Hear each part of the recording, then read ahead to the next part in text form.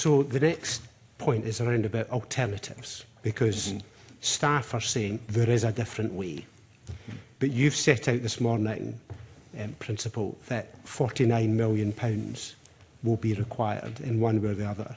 And the bulk of what you do is staff, the costs are staff. So is there any way of avoiding the 632 plus, whatever the actual numbers are, in size of staff reduction? Is that alternative possible? So when you say you're interested in alternatives, are you really? Well, we're definitely open to other ideas, other suggestions. We'll be working in the first instance with SFC to try to see if there are other possibilities to do this differently, to do it at a different pace perhaps.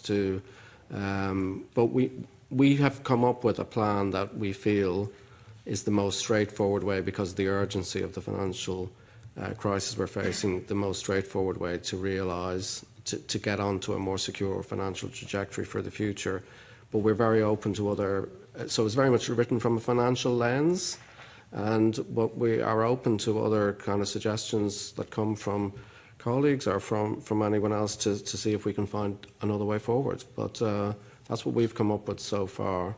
But it is a genuine willingness to explore other alternatives.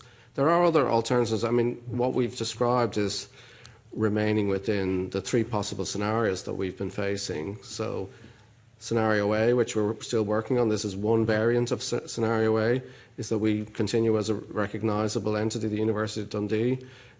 We have to be the right size, shape, structure, all of that. But that isn't the only scenario. Other scenarios are there, which we have sought to avoid. So scenario B might be a form of merger, breakup, whatever major kind of structural changes. We wouldn't be recognisable as the institution we are now.